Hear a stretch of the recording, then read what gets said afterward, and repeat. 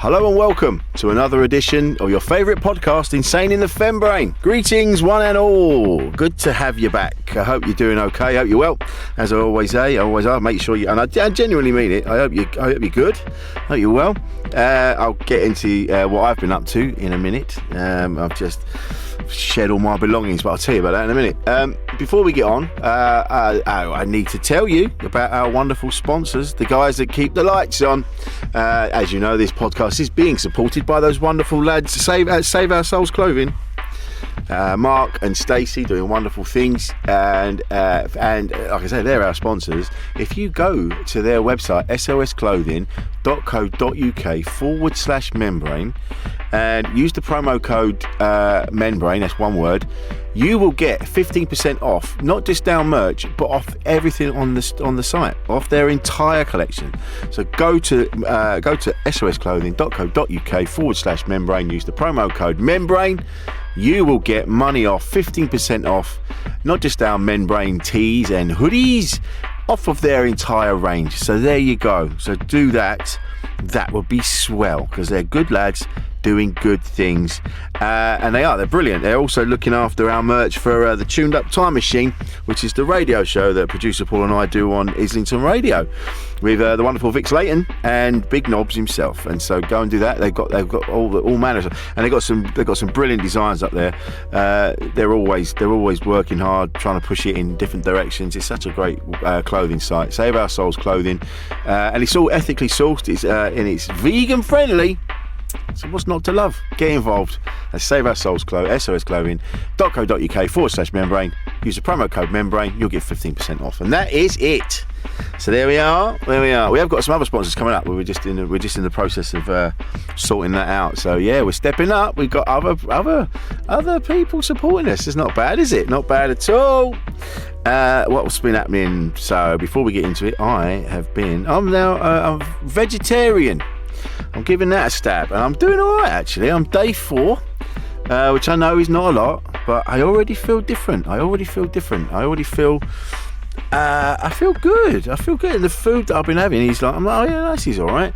I know it's not as strict as veganism. I did try veganism for a bit, and yeah, it worked, but it's effort, especially because I'm on the road a lot. So I don't know how vegan comedians and musicians and that do it, but obviously there's a lot of planning and a lot of organisation, and being someone who's not very organised, well, I'm all right, but I need to be more organised. It's just my brain doesn't let me. My brain is just not an organised brain. My brain is all over the shop. So so I'm now a vegetarian. I'm having a lovely time. So it's been good. I'm scared to tell people in case they start giving me recipes. I'm like, I know how to do it. I just telling you that I'm doing it. So I'm having it's good. It's very good. And speaking of unorganised brain, so the other week, right, I lost my wallet, and I'm like, well, do you know what? It wasn't even a wallet. It had this little. It was like a little. It's a little pod that you keep your earbuds in, that I got from TK Maxx. It was big enough for cards, and I was like, that'll do. But everyone took the piss. Everyone used to mock me because it had little flowers on it, and it was made of like materials like scuba diving outfit. So it just vanished with all my cards, and I was like, oh, that's all right. All my cards are on my phone, so I'll be all right. Lost my phone, didn't I? Lost my bloody phone. I don't know how. I don't know where. I had it when I was getting on the DLR at bank, and then I didn't have it when I got off, and it was so annoying. So I've just been stranded, but luckily I've got some wonderful people around me, and they've all chipped in and they've all helped me, so bless them. Thank you, everybody. I'm such an arsehole. I don't know how I get through my bloody day. I don't know how I get dressed in the morning. Anyway, there's other people out there that are organised and just put up with my nonsense.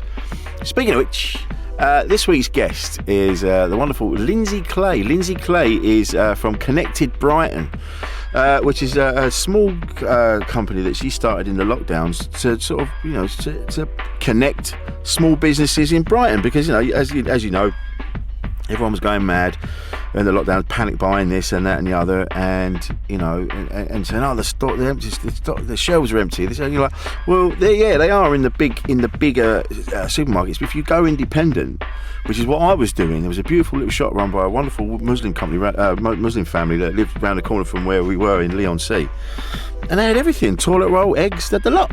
And it's like, if you just go and have a look, have an investigate, you'll find all wonderful things. And that's what Lyndsey's doing, bringing people together, connecting businesses.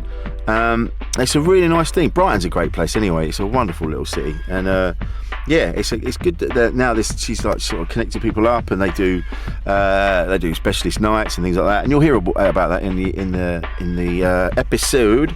And I met her the other week. I did a gig. I do a regular gig every couple of weeks at the Earl of Brunswick in Brighton. I was 3 sheets to the wind, I've got to be honest. I'm not normally like that at a gig, but it'd been quite emotional, so I'd had a few pints. And Lyndsey was there in the audience, and we got chatting beforehand. And then I was like, all right, do you know what? If that's what you're doing, let's have a chat. So come on the podcast and have a chat. And we did, and she's lovely. And you'll find out in a minute. So coming up in a bit is Lyndsey Clay.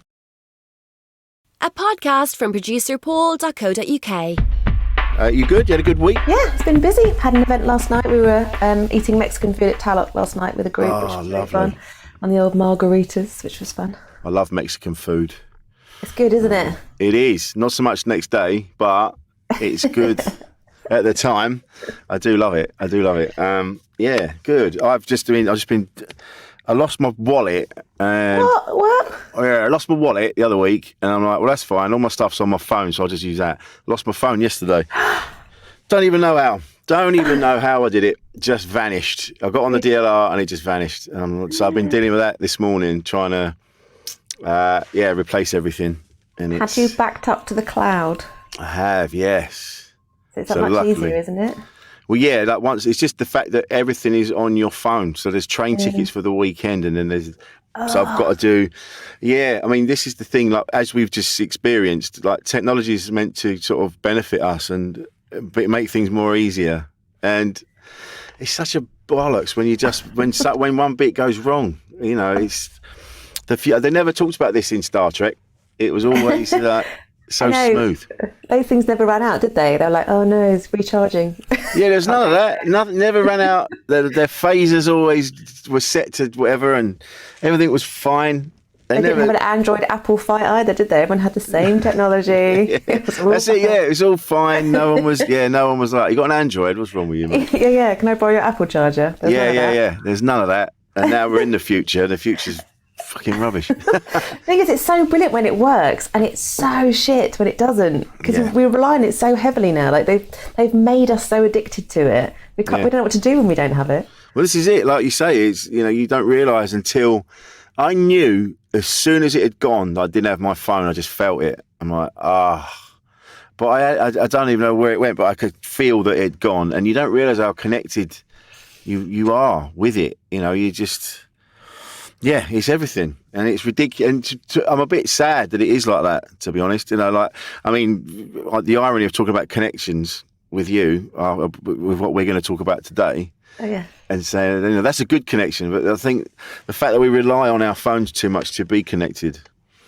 Oh, 100%. I totally gave up on social media last year, like during the pandemic, after we'd had this really beautiful, like, loving, like, we're all in the same storm in different boats, and can I come and do your shopping? And everyone loved each other. It was brilliant. And then the government, you know, Dominic Cummings had his moment, and the whole of Brighton just went, meh. Yeah. And it was like parties on the beach and pissing in the streets, and it was awful. And then Black Lives Matter, the awful George Floyd incident happened, and I was like, I'm out. I can't do this. Wow. And I just felt like I was opening a gateway to hell every time I went into social media over that summer. And I've only just come back onto it because of Connected, because obviously if you want to get to people, you have no choice but to do social media. But now I just look at food and booze, and so it makes me happy every time I open it. I think that's what you have to be. I've literally just had this conversation with producer Paul. We were just having a bit of lunch downstairs, and we were just talking about that. The fact that, you know, they don't have the news apps on their phones now. Him and his family, and I don't have it either. And I don't know why we need to know all the news, because you can't do anything about it. That's the thing. You can't change. It's awful and it's terrible, the things that are going on in other countries, but it's our government that are supposed to be dealing with all that, and us knowing about it doesn't really benefit us, like, because we're not the ones causing all these problems. We're not the ones causing all the friction, and because I'm pretty sure that if all of us if it was down to us, we'd be accepting people from other countries that are coming from war-torn places. Hopefully, Most of us would. most of us would. Yeah, there are. I like to think. Yeah, I do know there are some family members that would disagree with that, which is a shame. But they're all on Facebook spouting off about that. Facebook is the other thing, isn't it? And it's giving everyone a platform and everyone a voice. That's the other thing. And it's never the good news. You never get the good stuff. It's just not good for people's mental health. Like, it's no surprise mental health is where it's at. When you think of what we're exposing ourselves to as adults and what we allow our children. I think in 10 years' time, we'll look back at the way that we've given children mobile phones in the same way we look at the airline stewardess used to wear paper dresses and people smoked on a plane. I think we'll just be horrified. Like, what did we ever think we were doing? Exactly. You don't. I think there were more innocent times when we didn't know as much. Like, we knew bad things were going on, and we knew, the news programs were on sort of 3 times a day or whatever it was, and you kind of you knew things were bad, or they were bad in places, but you kind of went, well, it is what it is. But now we're bombarded with everything, and we know everything, and we know, like, we always knew politicians were dodgy, but we didn't know to the depths of it. We kind of went, yeah, well, they are what they are, long as it doesn't impact on us. But now it's just, we know too much, and we feel we can. You shouldn't be able to call politicians names. It's just like, we shouldn't have that. It's a weird thing. I mean, we all want to, but we shouldn't have that. It's a weird thing that everything's opened up now. But even when you look at the behaviour in the house in itself, like, I feel so embarrassed when, at the very, very odd occasion where I'll watch a debate in the house of how they talk to each other, it's like a bunch of kids, and you're like, so these are the grown-ups that we've entrusted to run the country on our behalf, who can't even play nice in one very beautiful room together. Yeah, well, this is it. You end up watching. It's like the custard pie fight at the end of Bugsy Malone. Yes. You're just. Not as much fun. No, exactly. And you're so, like you've just said, we've elected you, or we haven't all elected you, but not all of us, but you've been elected. The majority entrusted you. Exactly. You're supposed to be there to represent us, the people. You work for us. Yet we're always made to feel like it's us that works for them, and it's insane that they manage to spin things in that way. Oh, yeah. And I think a lot of the problems that we're experiencing at the minute is because we don't have any leaders. We don't have anyone that's going, right, this is what we're going to do. This is how we get out of this shit. Yeah. They're just making sure they're all right. And it's. I just knew that from being a kid. Like, I wasn't into politics as a kid, but as a kid, I could have told you more global leaders than I can now. And I trusted them more because there was a real gravitas about them. Yeah. And actually now there's no one with real gravitas anymore. I don't really know any of them, really, particularly. I just think they're all a bit ropey and a bit dodgy. And like you said, we know too much and it's too graphic.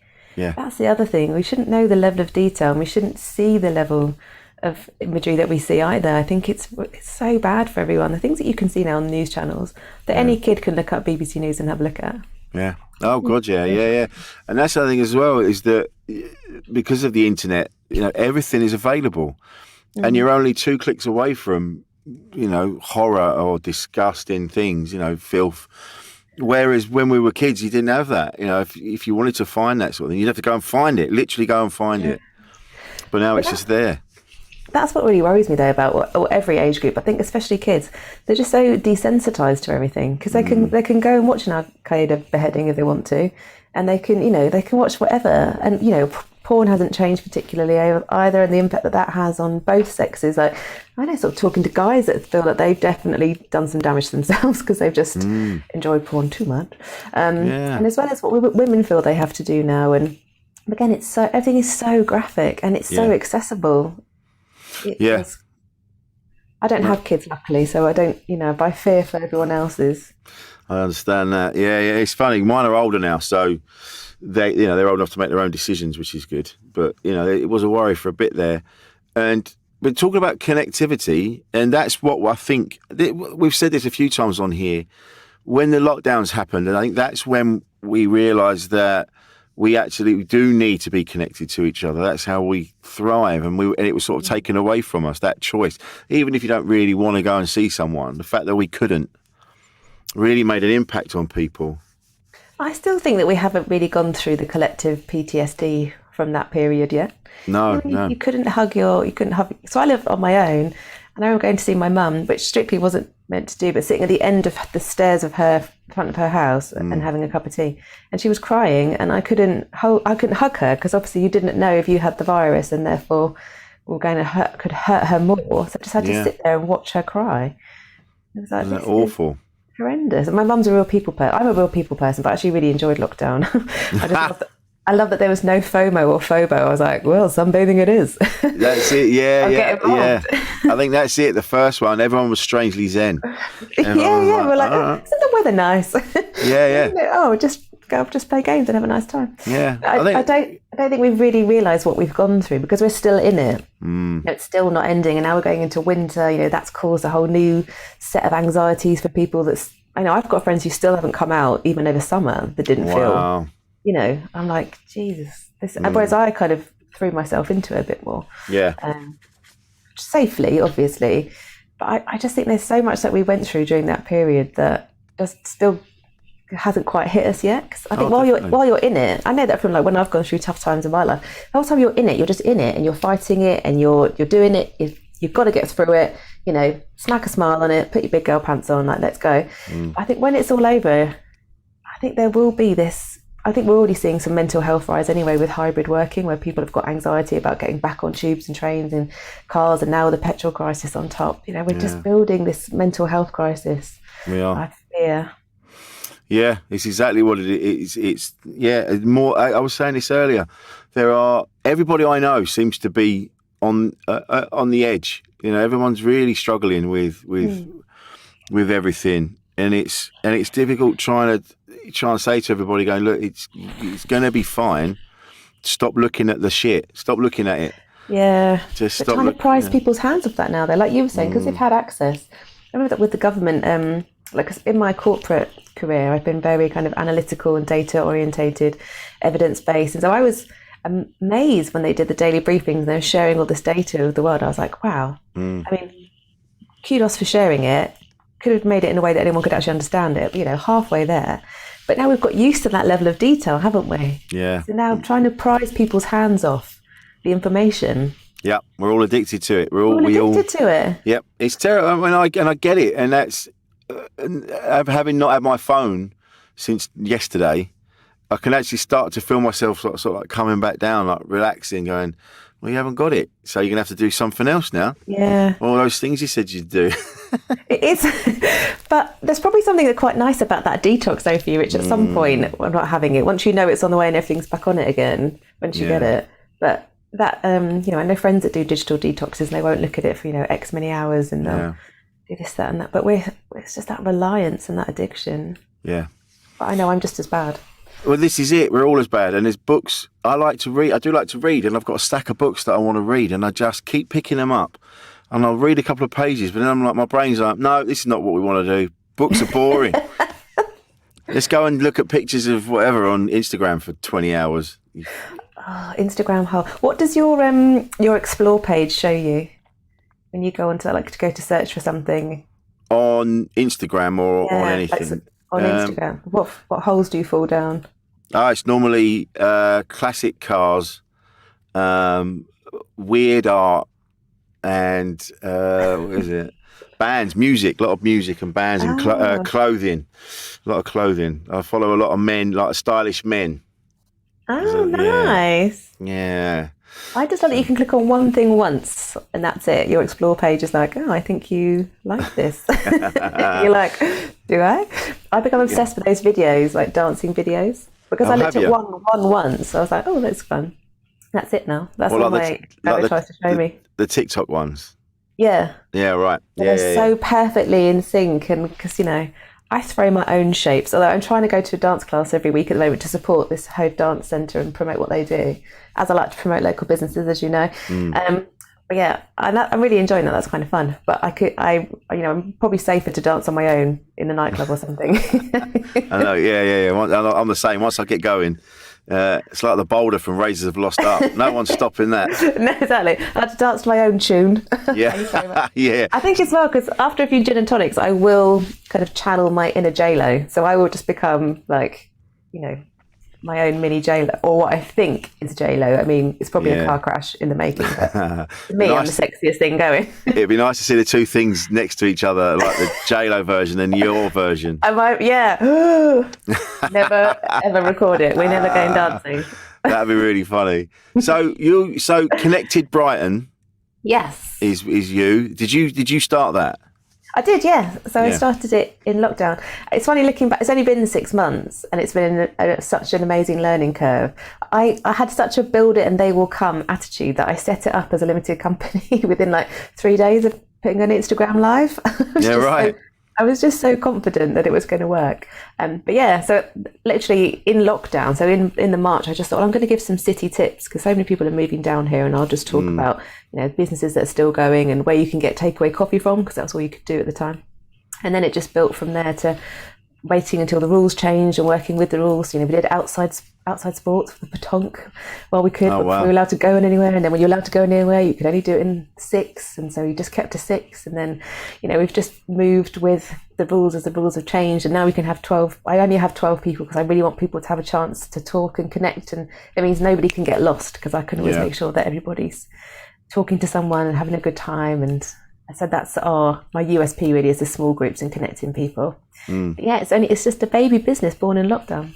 That's brilliant. It's brilliant, and no better place to do something like that than Brighton. I always find Brighton there's so much going on down there, and people seem to be more open to being connected rather than, say, I don't know, for instance, London. I think London is so full on.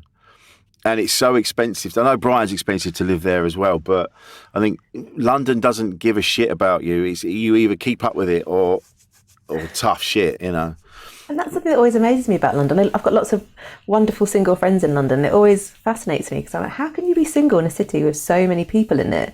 But I think it's exactly that. It's quite overwhelming. And where do you go? And we're going to look at doing some connected events in London as well, because I've spoken to friends up there who are like, we need this here. So my dream is to have a connected group in every city. Brilliant. So that there is a connection. And there are things like Meetup. If you want to do free stuff, Meetup's amazing. If you're very niche into what you like, you've got hobbies, there's Meetup and there's different things that you can do. But I felt really passionately that I wanted to support local businesses. So everything I do supports a local business, and that's how we get our groups together. So we work with various partners, we do bespoke menus or activities, get small groups together so that we achieve the aim that is, connect new people, they get to build their network, make new friends. People have started dating, some of the girls have gone on holidays together, some people have swapped work between them as well. It's a real network, it's brilliant. But it all has to be done through supporting local. Yeah, which is fantastic. Which is exactly, in the first lockdown, when people were talking about, the shelves are empty, and you're going, yeah, they are in the big supermarkets, but if you go to the little independents, there was a shop that I started using, and it was just run by a Muslim family, and they had everything in there, stacks of eggs, toilet roll, everything, and you're like, that's why. Well, I know why people weren't going in there. But it's, where we live is quite they're not up for diversity. Oh, I see. Yeah. I had the same view as you though. So I remember going on Facebook and saying to people, just go local. Yeah. Although it does cost a bit more, so I definitely noticed the shops around here. I went in to buy like a lime, a cauliflower and some milk, and it was like £6 at one point. And I was like, how can you just talk me through the pricing? And where I live in Brighton, obviously everything's biodynamic and organic. And I thought, I'm going to go to the organic butchers, and I got 2 chicken breasts and it was £8. Wow. They're quite big though, to be fair. But I really wanted to support those locals. And also I don't drive. So I just really got involved in local. I've always been able to get everything really easily. I also, because I like a glass of wine, I think lockdown was not the time to give up alcohol, in my opinion. No. And I couldn't get an Asda delivery for love nor money. And the local shop does sell wine, but it sells average wine for 3 times the price. So I thought, well, I'll order wine in. So I ended up using Majestics and just getting cases of wine, which is obviously safer. But it was brilliant. So I discovered loads of different wines, became friends with the delivery driver. I bumped into the day, said he knows he can make paella like on a grand scale. So to come to an event one time and make some paella for us, another connection. So yeah, I thought all of that was brilliant. Just actually discovering loads of little shops that I've always kind of walked past and not thought much of. I got to explore them a bit more. Yeah. And you get to find weird and wonderful ingredients in these little places that you wouldn't necessarily be able to get in Asda. Yeah, exactly. We've got this wonderful like international shop down the road, and the breads they do, all these Middle Eastern breads. Oh my God! I mean, if you are what you eat, I would love to be 80% potato and bread. I mean, I am just a carb lady, and oh my goodness, the breads in this shop, they are just beautiful. So yeah, I thought it was a real treat actually discovering new things. I love that about lockdown. Even like walking in the middle of the road, that's one of the things I miss the most. Is walking down the middle of the road when there's no traffic and noticing, different plants and like all the flora and fauna and architecture I'd never seen before or appreciated. Thought this is amazing. It was great, but then the other side of it as well is that there were people that the lockdown wasn't. They didn't have savings. They didn't have any money. That they were literally reliant on every paycheck going along. It was all, every bill was, every bit of money coming in was accounted for. And so the lockdown for them must have been awful. Like they didn't have time to be going, I'm going to try this, I'm going to try that. They're like, how the fuck are we going to? We're going to keep the roof over our heads. That must have been, I think again, like living in Brighton, it was a really good place to be in lockdown because we've got lots of parks. Obviously, we've got the beach. It made a real difference. Whereas for people that didn't have any outside space. And kids in high rises, and I just tip my hat to all those people that survived that, because that must have been incredibly tough. Like I know in comparison, I had it really easy. Like I've got a tiny house. It's a matchbox, but it's my matchbox, and I've got a little bit of outdoor space. And my family are only 10-minute walk away. I've got a local shop literally opposite my house, so I had everything that I needed. So I know that I was well catered for, but for those that have found it really hard, friends of mine that, suffered with COVID anxiety of coming out and what it really meant, and really catastrophized. Talking to one friend, he was saying he really thought this was the end. Yeah. And I never really had that feeling of it. I just went with it. Yeah. But everyone is so different, aren't they, in how they respond to these things? This is it. It was a real test of, I think you really find out who you are when the shit hits the fan. It's how you react to that that's the real you, I think. Yeah. Whether you go into survival mode or whether you just crumble and you just hide under the table. That's, and I'm not just, no disrespect to either things. It's I think we've never experienced anything like this before, so it has been a real learning curve for us all. And I wonder with that empathy element of, actually, I think we've become much better at saying, it doesn't matter if you thrived in it or you only just barely survived it. Yeah, we understand, and no one's judging. So you do you, whatever got you through. Yeah. And even now, I think with the masks, I think that's anything now with the rules and the masks and government saying, it's up to you now. That has caused a bit of an issue. But again, I think if people feel more comfortable, it seems to be another general vibe of, if that makes you feel more comfortable, then that's what you should do. Yeah. And if it doesn't make you feel comfortable, then don't do it. And people who haven't had all the anti-vaxxers and things, it's like, we just all get along. I know, that's it. It's just, can we not just can we not just try and get through this together? Yeah, exactly. Try and be a bit more understanding of each other. Yeah, I think I always live in quite a utopia of thinking that's how people are. and I like to stay in that bubble as much as I can, whenever I can. But I think as well, Black Lives Matter was really good for that as well, in terms of having really difficult conversations that we've avoided till now. Like, I learned a ton of stuff through Black Lives Matter, and I'm really grateful for that opportunity, and the conversations that I had with various friends about it and how we felt about it, and people who didn't realise they were being racist, they are being racist, and still using kind of slavery terms that we didn't appreciate with slavery terms. Like, every time someone says the nitty gritty, I'm like, oh, I don't think we shouldn't be saying that anymore. Yeah. We haven't caught up because we weren't educated. No. I think now that we've had that opportunity, that's a real gift from that whole horrendous episode. Absolutely. That we've got to learn so much more. Well, I think that's it, isn't it? I certainly learned that when they talked about privilege and they talked about, they were talking about racism, and I was going, and I didn't really understand. I'm like, well, I'm not privileged. I'm skint, and then when we got into the conversations, you're like, I get it. Yeah. Because the system's racist. There's, you don't see pictures of black families standing outside the gates of the stately home that was owned by their ancestors. Not ever. No. Because it was all white people, and that I learned that. I'm like, oh yeah, shit, yeah, it is skewed in one direction more than the other, and that made me, it was a real eye opener. that I wouldn't have had, you know. No, exactly. But I think exactly that point about the system and just look, it's really easy as white people to say, I don't think it is racist around here. Because how would you know? Yeah, exactly. No one's been racist towards you. No. So, yeah, I think that as well was a real... Because, again, I like to think that people aren't mean and horrible and where I live, everyone's nicer. But they're not. You're always going to get your pockets, aren't you? Which is... Like, it blows my mind that people are homophobic in Brighton. I'm like... What? You chose the wrong place to live, pal. Yeah, Brighton is gay. That's the thing. Yeah, it's the gayest. That's why we love it. So it just blows my mind when you hear about homophobic attacks here. Like, of all places, like, I don't get it. I just find it baffling. And the same thing, I think, that just empathy again. Like, everyone's different. We're all learning different muscles. Trans is a really new thing. Only in the last couple of years, really, for me personally, kind of meeting trans people who want to be known as one gender or another, or as a they and a non-gender. And that's a new muscle for me to get used to and make sure that I'm always saying the right thing. And I know sometimes I get it wrong, and I'm learning. And that's I feel grateful for that opportunity to learn. Definitely. Yeah, and I think it's not being afraid to ask questions. I've learned that through doing this podcast that I am more brave with like last night, for instance, I was with somebody who's a trans man, and I said, "What are your pronouns?"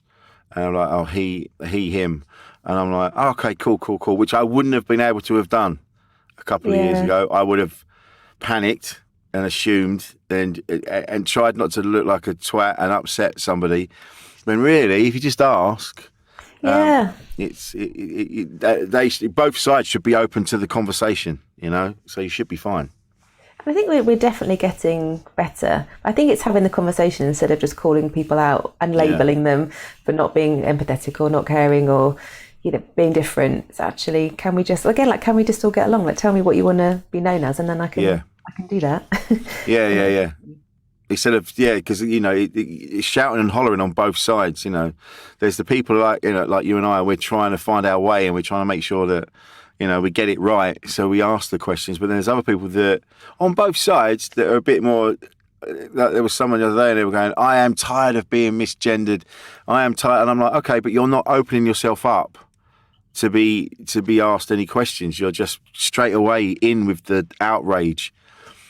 And then you're on the defensive, aren't you? Because when you feel attacked, because I know, because I like to think, I try to live my life I try to be a good person, I try to get it right, I try to be a good girl, all of those things, and I definitely get things wrong, like 100%. But that's why I need to learn and need to know what's the right thing to do. And sometimes you can only know that if somebody can tell you what the right thing is to do. Yeah. 100%. But it's a minefield, and it's new. It's a new muscle for a lot of us. But to just attack people before they've had a chance to try, then makes you not want to try. Yeah, true. That's it. And again, it is fear that stops people from a lot of this hatred and hate speak and things like that is from fear. People are scared of looking daft. So they attack it, certainly people of my generation that I've seen on Facebook and things like that, and you're like, you're not, I get you need to don't be scared, no one was trying to make you look stupid, but it'll get better. I'm sure it will. Hopefully. It's already got so much better. Yeah. I think from those of us that are engaging in it and saying, okay, teach me, I want to know. And we'll drag everyone else with us eventually. But I already think when I think of different, advertising campaigns, celebrities, influencers, what you can see now on the telly, I think that's had a huge shift from where we were 10, 15 years ago, probably even 5 years ago. Absolutely. Yeah, definitely. So going back to Connected Brighton. Yes. So you're in lockdown. What was the inspiration? Was it from ordering from, like you said, going to these little independent places and you're like, actually, there's something here. They need connecting. So it was kind of twofold, really. So I was watching some of my favourite businesses do everything that they could to stay afloat. Local pubs, so the independents were doing, picnics and takeaway beers, and everyone was doing the home cooking stuff or just anything they could to keep going. And I thought, God, as soon as we can, I just want to do whatever I can to go around and help support these guys. So there was the definite business aspect to it, and wanting to get Brighton back on her feet again. then there was the other aspect of it, of the personal side of, I'm born and bred in this city, but my friendship groups had already changed exponentially from friends having children when I didn't have children, and I got divorced when friends didn't get divorced, and that shifted the dynamics. And since then, I've, had lots of other friends that I've met through work, but we're not in the offices anymore. You're not making the same connections that we were making, and everybody I knew that was single suddenly was in a relationship, and I was like, oh my God, we're going to come out of this. I'm going to have no one to go out in the evening with. Like, I've got lots of lovely friends. I'm so lucky. But they tend to be friends that want to do, like a morning walk or a brunch. Whereas I want to go to a really fancy restaurant in the evening and, really make the most of what Brighton has to offer. So I thought there must be other people in the city who are like me that are just looking for fun people to hang out with and do fun things. Yeah, and if we do fun things, we can do it by supporting our local businesses. So then the two ideas just kind of came together. And I originally thought it would be a bit of a dating diners club. But I thought, just throw the net out there, say this is what I want to do. Who's up for it? And actually I've attracted singles as expected, but also couples who are new to the city, who maybe don't have a network either side, and therefore it's a safe space to come and meet new people. Or one half of the couple loves mezcal, so we'll come to our mezcal night. One half loves kayaking, so we'll come to our kayaking event. And know that you can do that again in a space that's not about kind of trying to pair people up or matchmake people. There's no pressure, it's just nice people. So I always say my niche is nice. So if you're nice and you want to do nice things, then you should come along. Yeah, lovely. That's nice. That look good in a t-shirt. Yeah, I should get that. Get some I should merch. Trademark that, shouldn't I? Yeah. That's nice. I love merchandise. I give everybody a badge when they come to an event. I love it. See, we're working already. Yeah, it's funny. I remember because my nan and my family, on my dad's side. So my nan lived in Burgess Hill, and my family, my uncle and aunts and my cousins, they used to live on a farm in Ditchling. So I'm aware. So I used to come to Brighton a lot when I was a kid. It's been really interesting watching how it's grown and where it is now. I mean, the lanes were always there. They've always been there. The weird and wonderful little shops and things like that. But over the back of those, like especially up by the station where it's all hotels and where the buses go now, that was just waste ground when I was a kid. And round the back of the lanes was all like abandoned warehouses and waste ground. It is mad how much it's developed. Because I remember growing up as a kid and Brighton was just seemed like very boho, very grungy, very studenty.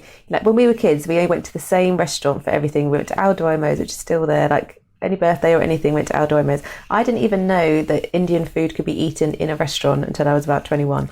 It just didn't have that kind of food scene. And then I remember going away travelling when I was 25, went to Australia for a year.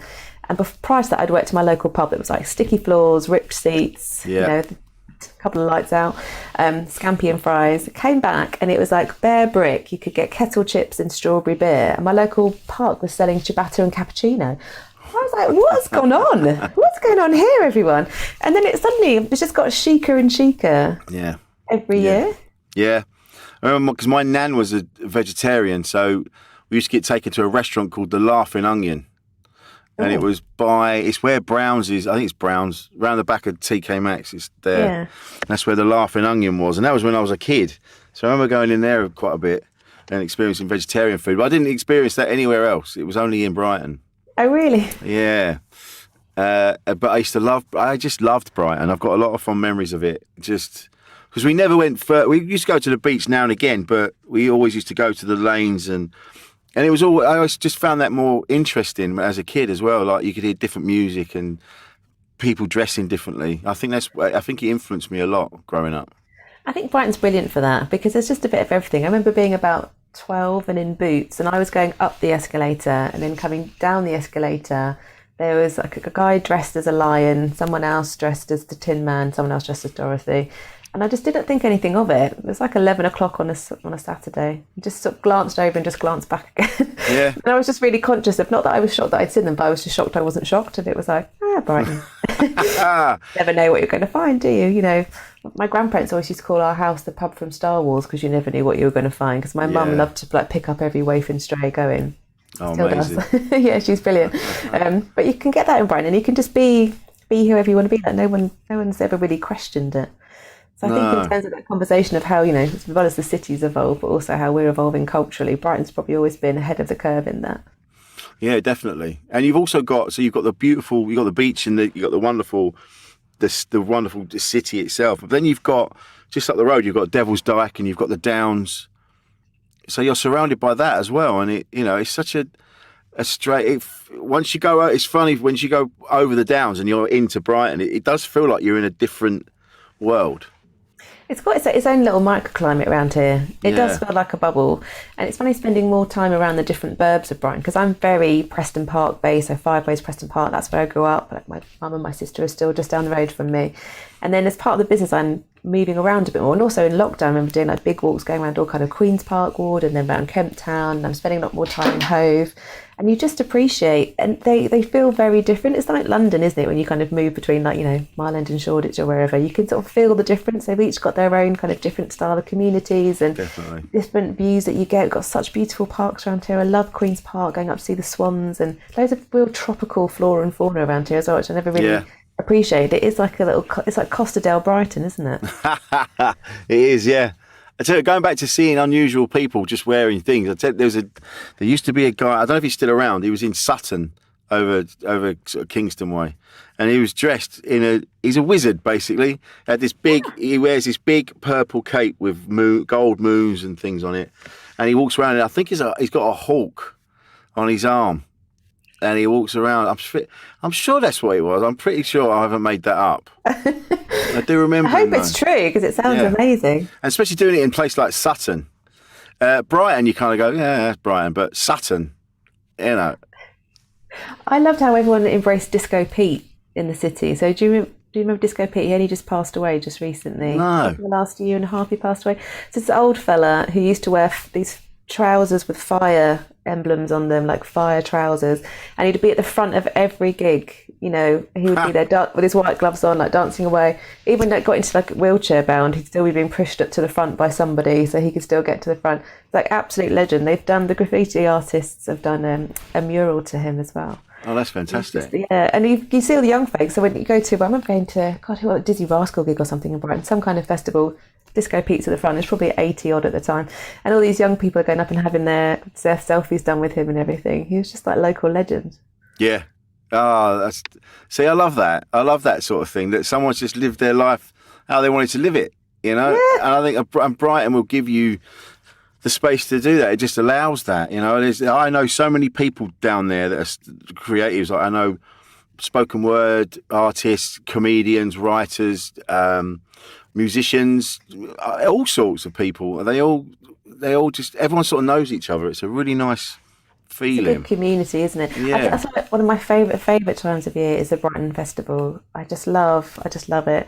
How the city's always alive, and like you said, there's always something going on. Like whatever you're into, like Brighton will have it. But the festival that's just elevates it in a way that I just adore. I love the creativity and how everybody gets out. Suddenly there's hundreds of people hanging out on the festival sites. Can't work out where those people go normally, because it seems just as busy everywhere else. But everyone really gets behind the artists, and you get to see some really amazing things you've never seen before. I love going to Pick of the Fringe, so you get a little taste of everything and then can recommend different things to different people. I basically just camp out at the Warren Festival every year as much as I can, because I just think it's such a magical time of year.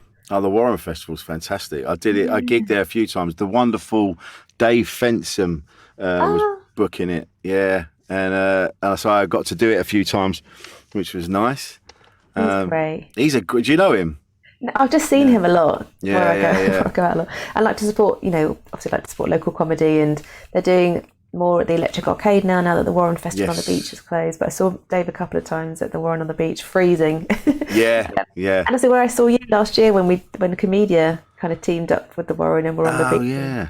We were all freezing in the middle of the summer. Yeah. It was on the beach, wasn't it? And it just, and the rain and everything, the wind was coming in sideways. That wind.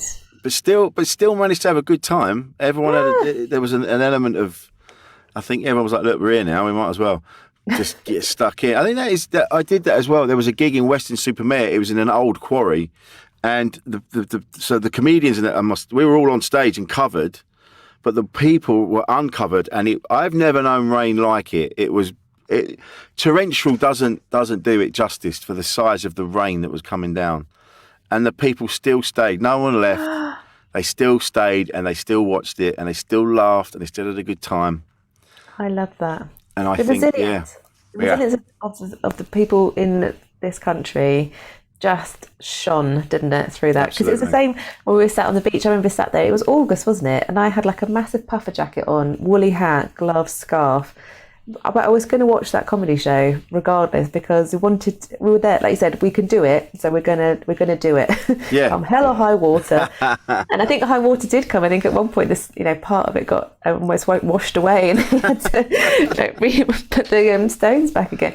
But I just think that resilience. I loved it when you couldn't go inside and you would see people sat outside pubs with their brollies up having a beer because we can have a beer, so we're going to have a beer. Yeah. I was sitting with a girlfriend, went out for dinner and drinks, and we were sat, I can only describe as an Arctic wind tunnel trying to have a pizza and a bottle of wine. We were like, we can, so we will.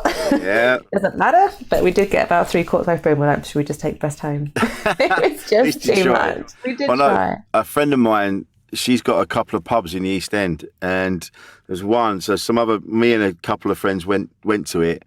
But because you're outside, I mean, you could drink outside, and we found a bench around the corner, and we sat on that. And then a few other people were drinking in the street. But then what you forget is that when you're in the pub, the toilet's there. You can just go to the toilet. But because we weren't allowed in the pub, you're trying to find somewhere to pee. And it ended up, and I'm not proud, there was just a river of piss going down this street where everybody kept having to go. Oh, that was not a good time. You forget that bit. You go, oh yeah, we still need to go to the loo. And we were all trying to be respectful. That was the thing I didn't like about lockdown, when they shut the toilets. Because, I've got, friends that have had kids that have to need a wee every 10 seconds, older people, they need a wee. They need a wee. They just need access to a toilet. And to just shut them, I was like, why would you let people out and then not give them access? It just felt mean. It was one of those points that I just felt really angry about. It's like, it's not right. You're not treating people right. It's just they haven't really thought into it, have they? It's like, they just kind of went, oh, that you can do that, but you can't do that. And you're just like, well, that makes no sense. And then it's like, and then they're like, well, there's piss everywhere. You go, yeah. Open the toilets. Yeah. What do you think was going to happen? So Connected Brighton, where can we find it? Is there an app, or is it something online? There will be an app one day. At the moment, it's online, so mainly on Instagram at Connected Brighton, or look on the website to see what's on. So it's www.connectedbrighton.com. So new events are coming up all the time. It's really exciting. We've got wine tours, we've got wine tasting, fondue nights. We're carrying on with more of our activity-based stuff, more mezcal tasting. Oh, lovely. Lovely dinners. Yeah, dinner in the dark at the cellar, which is going to be super fun. So yeah, we're just looking at all different things that we can do, showcasing the very best of what Brighton has to offer in small groups, supporting local and getting people together. Fantastic. Thank you so much for coming on, Lyndsey. I'm glad we did that. Thanks for having me. All right, take it easy. Bye.